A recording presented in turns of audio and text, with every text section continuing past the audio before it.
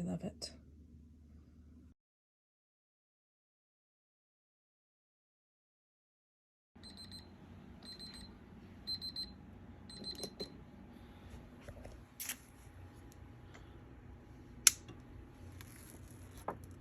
Peel that off carefully.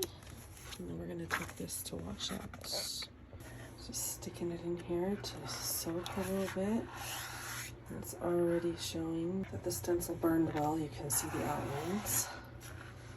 Just leave it in this warm water for a couple minutes.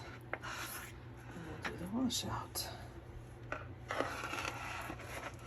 My sink's really small, so I'm just moving it back and forth to soak it. Nice and soaked. And I'm going to move it over here onto the clipboard. Just kind of helps hold it in place while I'm rinsing. I can also turn on the spread light that I have.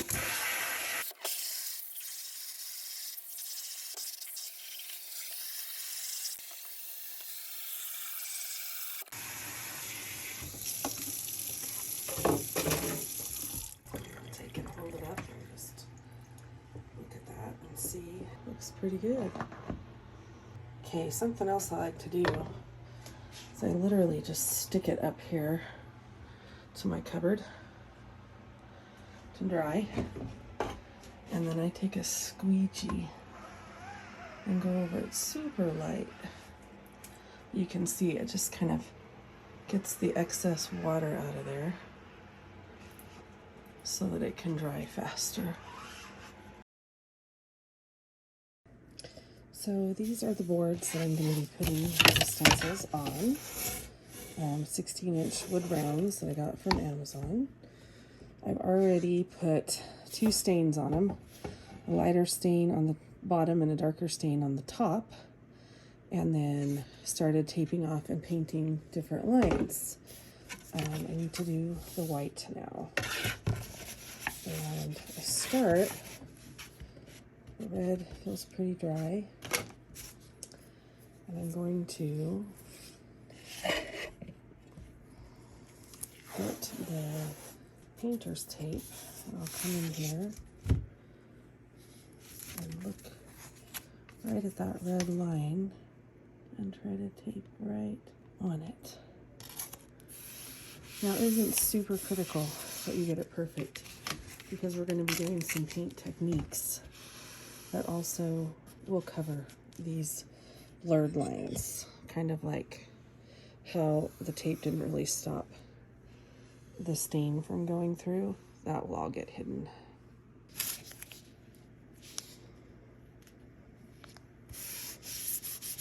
We're going to wrap it over the edge because we will be painting the edge as well. And then I'm also going to rub it down. And then I am a lazy painter, so I'm just going to put some of that on there and start painting. And it's not really going to cover the stain well, but like I said, you don't have to worry about that because we're going to do some techniques on the lines that will hide the stain. All right, and you can see this raw wood is just soaking the paint right up. So I can go again and do a little bit more. Just using Anita's all-purpose craft paint white. Use that for a lot of things, including mixing with chalk powder to do my stencil painting.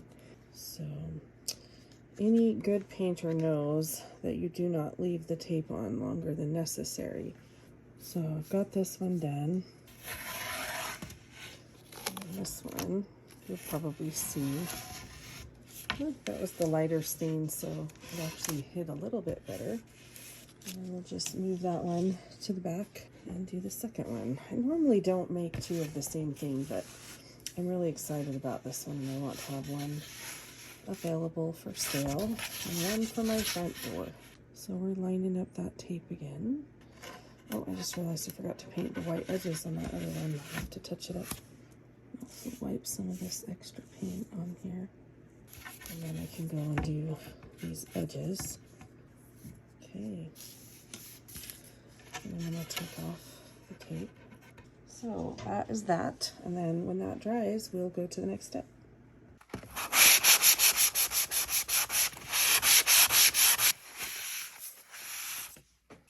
Okay, I got this antiqued a little bit of black.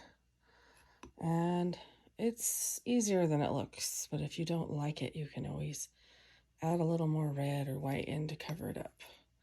But you just use a really watered down paintbrush with your color. And now we're going to put a coat of wax. This will keep the stencil from sticking too hard and allow you to wipe off any mistakes.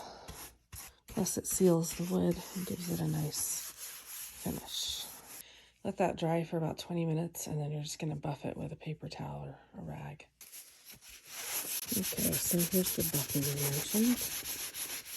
Just going to take any excess or loose wax off. I could hit that with the hairdryer, but I think it's fine for what we're doing. Get my stencil cut, ready to use. I'm just going to do one at a time. And that one's going to be white. So we've got to mix our paint. I don't buy the paint pots anymore because they just dry out. So I just make my own by mixing a little bit of acrylic paint with an equal amount of Coco's chalky powder. Just mix it until you can't see that chalk anymore. You want a nice pasty consistency. I gotta work quickly before it dries out. I'll line it up. Try to find the center. Top to bottom and left to right. I'm an eyeballer.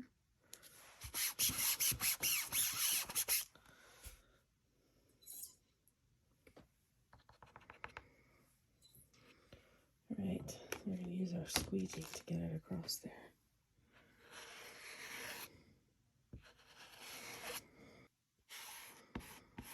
Just push it into all those grooves and make sure we've got that good coverage.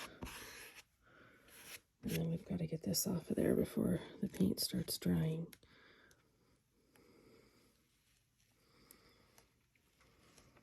Beautiful. So it should be really easy to get that little mistake cleaned up before it dries. That looks awesome. Okay, we're just going to do the same thing with our red. Just getting that mixed in until I don't see the chalk anymore. It's easier to tell when it's not white. Well, I mean the paint's not white. Kind of looking for that nice paste texture. I think we've got it. I'll line it up here.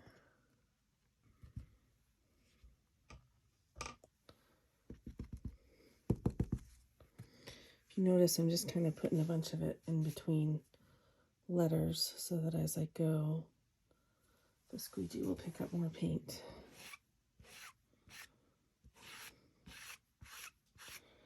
I think we're going to be fine. Just want to make sure that everything looks like it has nice dark coverage. I'm going to be a little more careful on this one because cleanup on red is going to be a little harder, especially on top of white. Okay, looks like our coverage is fine. So I can start putting paint back as I'm squeegeeing it off. So make sure I see some little white spots there. You don't want to leave any lines in the middle of letters. You also have to work quickly because you want that to come off before the paint starts drying on the stencil. Awesome. That is great. All right, we just have a little bit more to do before this thing is finished. Okay, here we go with the last pieces. I've got all the snowflakes kind of laid out where I want them, and we're going to go ahead and mix the paint and put them on now. That's not sticking very well, which sometimes happens. So I will just use my squirt bottle to put the lightest mist on there and then dab it back off on my shirt. And then we'll go lay it out again. Much better seal. That matters for the clean lines on the paint. So I think I'm just going to start at that brown line.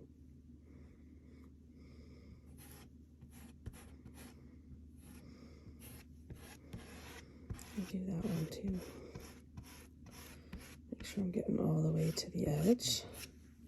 And we'll pull that up. Awesome. You can see that if your paint is the right consistency and you've got nice adhesive on the back of your stencil, that everything goes pretty smoothly. Just want to make sure that you don't leave any little tips unpainted. I'm going to move this to the side a little because I'm going to be putting a hanger somewhere here in the middle. I think I'm okay with that going over into the red a little bit. Notice how I scooped it off of one stencil and onto the other. Just peel that off. Perfect. Okay. So there's one down.